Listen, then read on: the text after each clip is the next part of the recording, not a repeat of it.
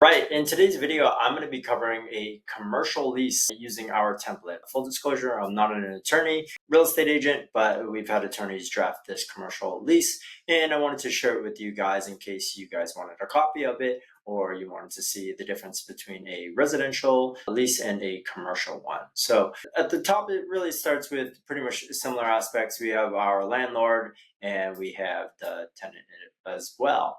Right, a little bit of a disclosure section here, right? You want to read through. All right. So on this one, we have that execution date, the landlord and tenant again. We have the premise of the commercial property that we are leasing out. And we like to really define what that property is, just because sometimes we have mixed use properties and you don't want to just say the full address. This one happens to be a standalone building, right? I'll take a look at this building. Let's show you guys what that building looks like. And this one happens to be a garage, such as that. You're going to see that there's a driveway and whatnot. And what we have, and you'll see that commercial leases, which is nice, is a longer term lease. This is pretty much a 10-year lease. The start date, the end date of it, and then I really like to outline the monthly increase, the yearly increases, right? So from what term to what term, we'll have the annual rent. We'll have the monthly rent that's built into it, right? And you can see that I gave him a few years at a smaller increase, and then later on, and 3% is really the least I would ever suggest, guys, just because it keeps up with inflation. The tenant actually happens to be one of my partners with this one, so you'll say, Jarrett, why 3%? You'll also see later on that all the actual expenses, such as the taxes or insurance, are actually on the tenant. So even though we might only be getting 3% on rent increases, he's covering all of the actual increases with any of the actual expenses itself, and he's responsible for it. So that's why I'm willing to do a little bit less of an increase. So we also want to have the use of it included as well, really important. And then obviously we have the last month's rent as well as the security deposit. We always want to cover an optional term, right? So we're going to tell them at what date, right? Let's say later on in that last year, we talk at fair market value. Don't love to plan 10 plus years in advance, so we just put fair market value. At that point, again, we want them to tell us at least 6 months. I'll probably send it out at least a year in advance. And a lot of this aspects now go into the meat and potatoes of the lease. So we're going to look at something like premise condition. Right, so we put it in as is in that one. All right, we have different options, just explaining that aspect of it as far as the rents. In the future, we have rents and explaining minimum rent, how to pay it, right? Different aspects of when it's due, right? And they might have to pay any bank charges if late over 30 days. So in Massachusetts, that is the earliest we can do with the max cap. Right, so we have the security deposit. We have to tell them within how many days, but we're not taking security deposit in this one. So I am not really going to focus on that. Right. And we then talk about any utilities that they're going to have to pay for. It's a single standalone building, so he's going to be responsible for everything, including water. Right, and I have them pay the taxes as well. So pretty much a triple net lease for this. And then we also make sure that they are responsible for their own business insurance. All right, we won't really discuss that use of the premise. Right, we have to also make sure in advance that based upon the city or town that you're located in, that type of business is allowed.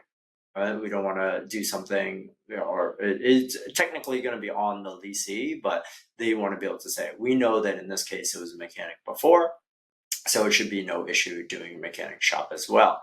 And again, the tenants are going to be the sole cost of carrying any license or permits to do that. I don't want to get into a situation where I'm leasing out one of my properties. Tenant isn't doing applications or paperwork to get their licensing. They can't get it, and then they say they can't pay rent. Well, this kind of covers us in that sense. And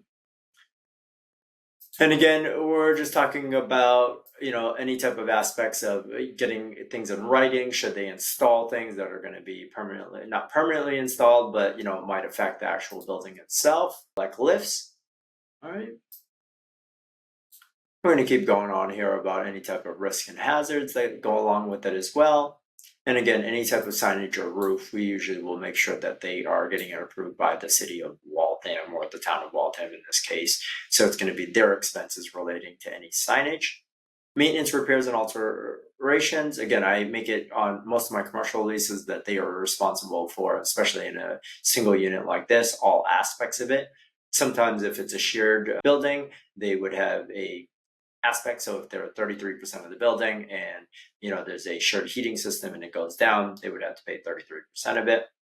But in this one, for example, we're going to say that we're providing a good working condition, but we also make sure that certain aspects, like us having the vents cleaned or filters changed, we might be responsible for that, or we might have the tenant responsible for the actual maintenance of it. So it's really good to outline all the maintenance aspects of it. You don't want to get into a situation where they're like, oh, the window's broke, and then you're stuck as a landlord for that, right? All right, so we want to make sure that they have a service contract. We'll ask for copies of the service contracts for things like the heating or AC. If it's a restaurant, anything relating to drains or traps or anything related specifically to that property. We want to make sure that they're not having any liens on the property due to any unpaid taxes or anything else like that. It's going to be them. Just fix that. And then again, same thing, if they're going to be making any type of alterations, it's going to be on them, but we want to get their approval. They need to get our landlord approval for that. All right, so same thing here. If the tenant fails to make any repairs that are necessary, I'm going to go ahead and do that. Protects us in the case that the tenant's not taking care of the property. We also will go over and we're going to talk about trash. We don't want trash being thrown on the floor, so we really like to have that a private trash vendor is needed unless the city will pick it up. We don't want neighbors being bothered, so we'll do things like noise restrictions or rules. And then we talk about plumbing facilities. I know this seems really basic, but we want to make sure that they know that they can't put fats, baristas, oils, things of that nature, and that they're going to be responsible for that. We also don't want anything on the roof unless we're told about that and we approve it, but just because these type of things being secured to the roof means that your roof, if it's flat rubber or even asphalt, could cause leaking, and we want to avoid that as well.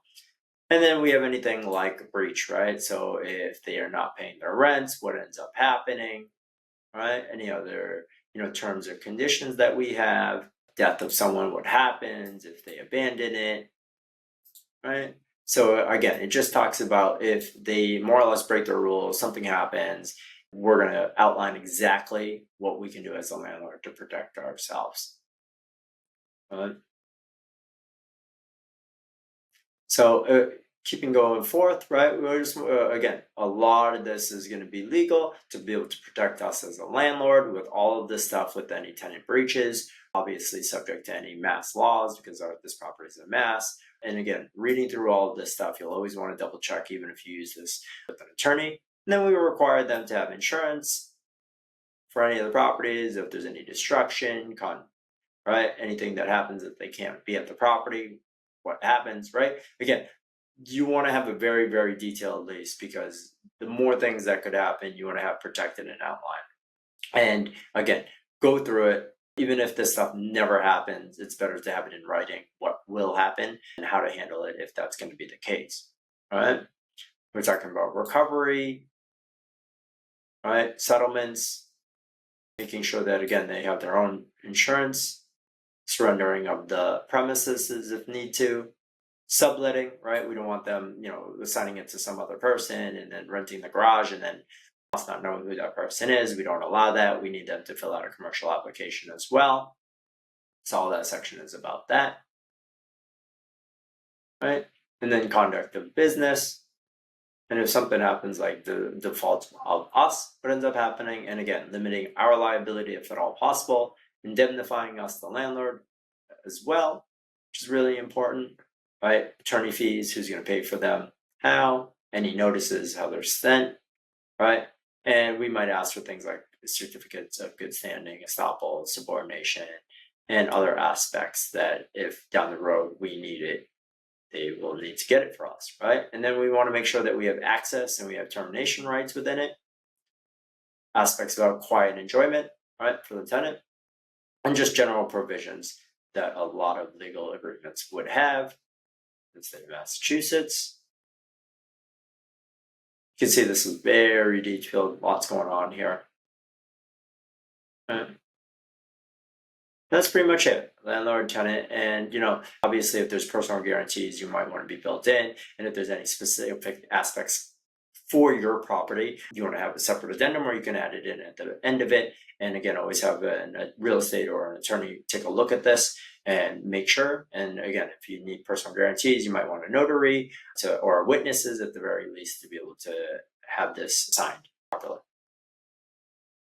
So if you or anyone else has a commercial property and you're looking for some help going through a commercial lease or having a commercial lease, or you don't feel that your current commercial lease is good enough, DM me or post in the comments below commercial lease, and happy to reach out and help you out however I can.